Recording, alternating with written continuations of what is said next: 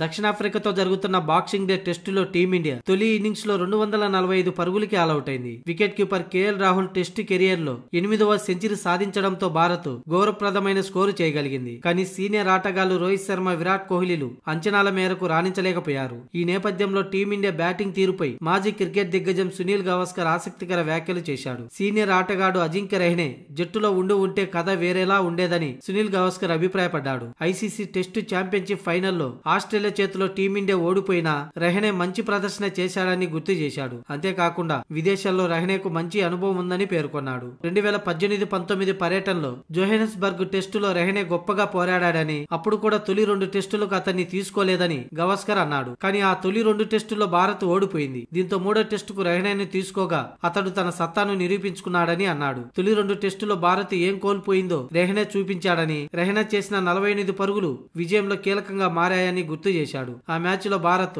63 పరుగుల తేడాతో దక్షిణాఫ్రికాను ఓడించింది. ఇప్పుడు పర్యటనలో కూడా రహానే ఉంటే భారత్ ఇంకాస్త మంచి స్కోరు చేసే అవకాశం ఉండేదని సునీల్ గవాస్కర్ అభిప్రాయపడ్డాడు. ఇకపోతే సౌత్ ఆఫ్రికా తన తొలి ఇన్నింగ్స్ లో 2వ రోజు ఆట ముగిసే సమయానికి 5 వికెట్లు కోల్పోయి 256 పరుగులు చేసింది. అంటే భారత్ కంటే 11 పరుగులు లీడ్ లో ఉంది. డీన్ ఎల్గర్ 140 పరుగుల నాటౌట్ తో టీమిండియా బౌలర్లకు కొరకరాని కొయ్యగా మారాడు.